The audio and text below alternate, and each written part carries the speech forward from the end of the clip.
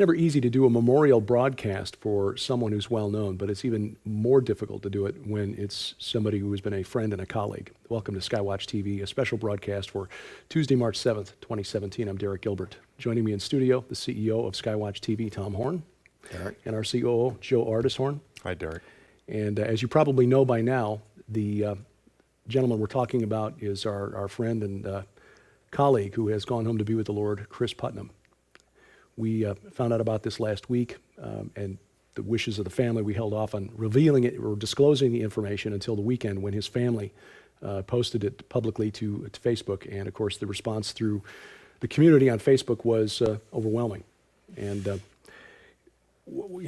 again, it's difficult to know what to say. I guess, just in terms of nuts and bolts, we can pass along just the highlights of his time with us here at SkyWatch, the time that we knew him, and just some basic information regarding the memorial service, which is scheduled for tomorrow in Raleigh, North Carolina, Providence Baptist Church.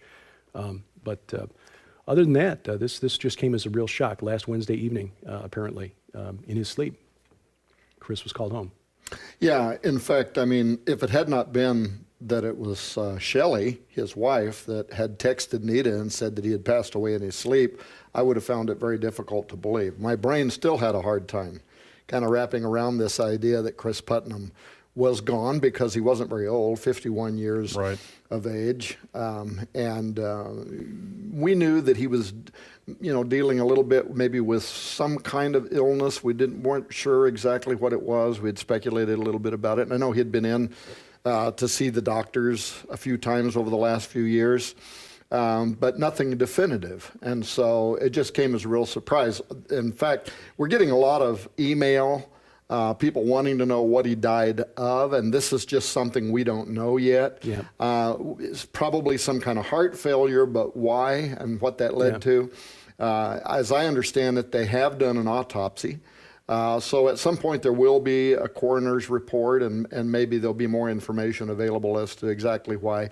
But it reminds us that life is a vapor, right? Short, yes. And that what we do, we have to do quickly. And one thing you could say about Cris Putnam, he kind of came on the scene like a fire just 4 or 5 years ago. And in that short period of time, accomplished a lot more than a lot of people will in their lifetime. Yes. In terms of producing solid theology. Cris was an apologist. He was great at arguing his point, right? And I still remember one day, him and I were talking, and I said, well, that happened during the Council of Trent, saying something about one of the books of the Bible that was expunged from the canon, right? And he said, oh, no, it wasn't. And he went into this big, long historical thing, and I said, well, thank you. I'm glad to be set straight, right? So he had a fabulous mind, and of course, he was a student. He was a bronze medallion holder from Chuck Missler's Koinonia Institute. Right. Mm-hmm. He had earned his degree from Liberty University. He had a master's degree from Liberty, but he had also done quite a bit of research into Mike Heiser's teaching and Right. what does it call it, the Naked Bible, and so he had a very inquisitive mind. A lot of people out there may not know, that Cris and I, we really didn't even know each other till about 5 years ago. And Joe and I were at a prophecy conference, and we were talking about why hasn't anybody written, a book on the final pope? Because this prophecy, whenever, Benedict XVI either dies or steps down, we're going to hit Pope number 112, right? So we were talking about it, and we decided that this was a book that Defender Publishing ought to investigate. So why am I telling this story with Cris? Because Cris and I had never met face to face. I was only vaguely familiar with his Logos Apologia, blog site where he talked about theology. And so I go up to my hotel room to email myself some of the talking points that Joe and I had come up with, and I had an email from out of the blue from this guy named Cris Putnam, right?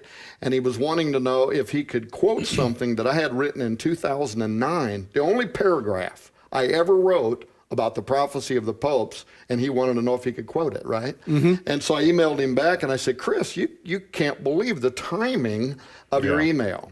Well, it turns out It was very providential. It was preternatural. I mean, as time went on, we looked back at that so often and realized that God had brought him and I together for a moment in time to write, well, this book, Petrus Romanus, right? That was Chris's first book that he did with me. The second one's kind of got a funny story around it. Exo Vaticana. That's right, yeah. Yeah, Chuck Misler said of this book, he said, this is the best book ever written on the subject with the worst title. Right, right. He hated that title. But it's a pretty interesting story around that, isn't there?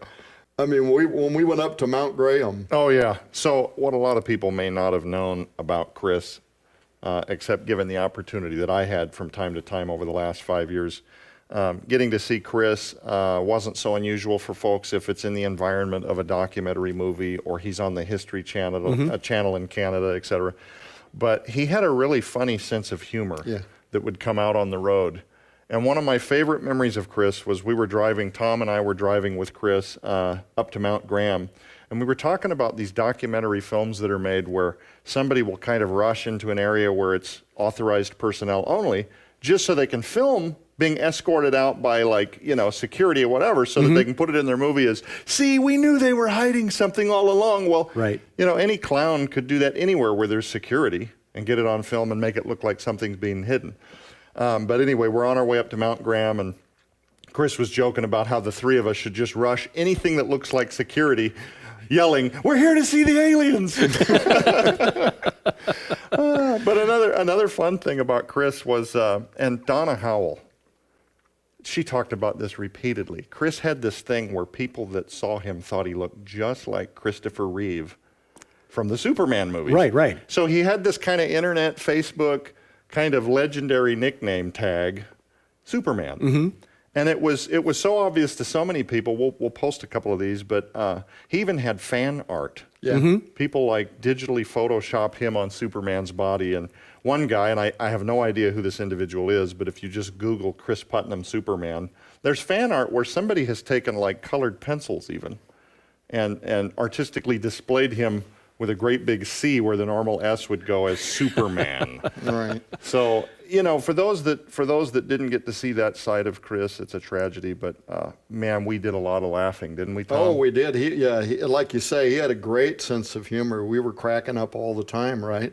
But what the public mostly saw was this more serious side to him, because he was very effective in arguing either a historical point or a theological point.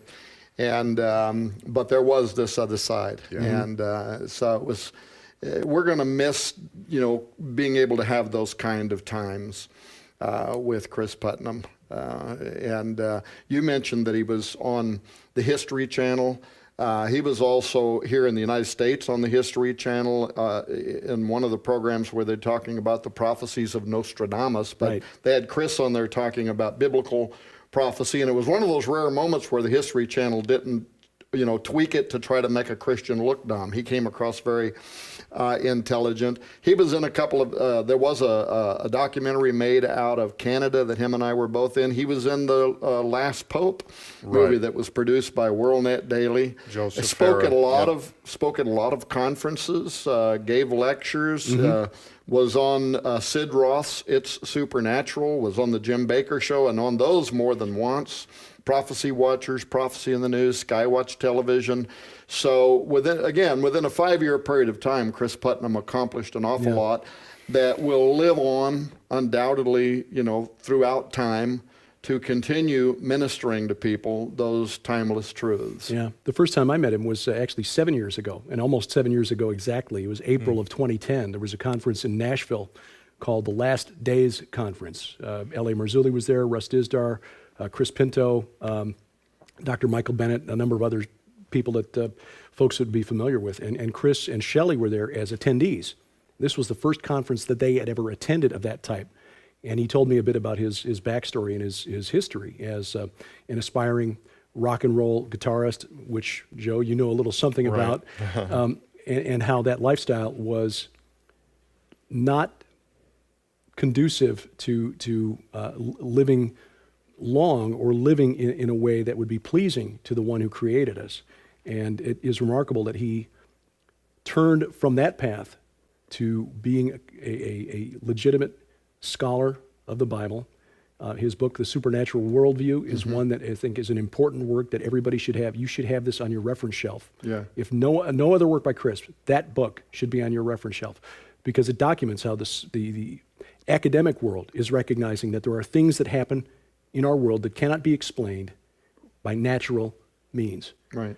And I consider it a high honor that he consented to allow me to contribute a chapter to your final book, The Final Roman Emperor. Right. And the last interview we did for my personal podcast, I consider to be one of the best interviews, just in terms of the information that was pulled out in the span of an hour that I've ever been privileged to be a part of. So, Yeah, and in this book you mentioned the supernatural worldview. He authored this by himself. It was his idea for a book, and I too have agreed that this is one of the more important books that's been published by anybody, actually, in the last decade. And the part in there that was very interesting to me was when he was talking about Watchman Nee and some of the stuff that Watchman Nee had written about the latent power of the soul or of the mind, and how Cris was concerned that as we moved closer to the end times, more psychic type phenomena could increase, and the role that that could play as being connected to prophecy. But he tells a story in there. I can't remember the name of this story, but it was featured like on Unsolved Mysteries, where people kept seeing this ghostly figure of a woman yes. on a road, remember? Yes. Yeah. And she kept trying to flag people down. Some people would stop and then she would be gone. The police department kept getting calls. There's a nude woman. She's up on the side of the road, right? Right. Turns out that this woman had run off the road down into this canyon. She was dead, actually. Right. And her young son was in the vehicle, alive. And finally, at one point, the young son comes all the way up to the road. He climbs up the side of this mountain. There's nobody there. He goes back down. But the storyline was, was this her angel, or was this a ghost or something like that?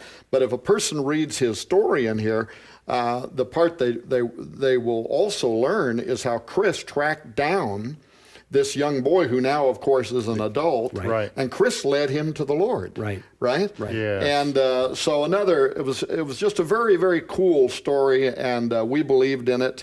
Of course, you mentioned his final book, The Final Roman Emperor. That was his idea for a book. This one that we did together, On the Path of the Immortals, that took us about 2 years ago now. Cris went into Sedona.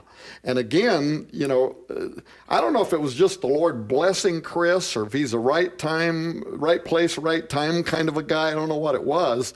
But he went there, and while he was there, he set up 2 camera angles because he was trying to find, is there really any photographic evidence of what people are saying there about a doorway or a portal and something coming in and out of it. And from 2 camera angles, he filmed this orb-like thing that came through this gateway, this doorway, this Stargate or whatever, fluttered around above their heads and then literally just dissipated like gas. But we have that on film. But while he was also there, Shelley, I think, his wife, was snapping pictures of him. And they didn't know till later, when they got the proofs of the images, that he had caught the giant V-shaped Phoenix Light type craft, gigantic, and you could see it in terms of its proportion because there's a great big tree on the ground that gave it distance and size, huge V-shaped craft. So anyway, you mentioned music. One other thing we should tell people is that Cris was a gifted guitarist. Yeah, he and I. Had quite a collection of guitars and stuff too, didn't he? Yeah, he had a handful, and I remember one time we were at a hotel and he was introducing his music to me for the first time, and I was kind of blown away.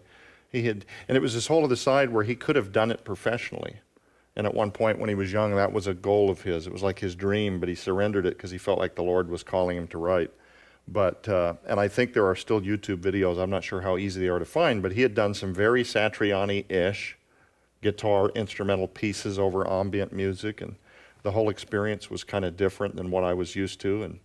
And I thought, and I asked him, I said, wow, man, you could have really made a run at doing that. And he said, well, when I was young, I did, but the Lord had different plans for me. Yeah, he did use his music in his church too. He was part of the worship team for quite some time. So yeah, that was another part of him. So Yeah. Well, again, the funeral services are scheduled for tomorrow, that being Wednesday, March the 8th of 2017, at Providence Baptist Church in Raleigh, North Carolina. We don't have any more information than that as far as times or the directions or anything of that nature, but you do a search on the web, you can find that without too much difficulty. Our prayers are with Shelley and Yes. with the Putnam family, because this is unexpected. Again, especially when you're dealing with somebody who you've known or worked with, someone who's younger than you, it just kind of reminds us all of our own mortality, and that none of us is guaranteed yet another day.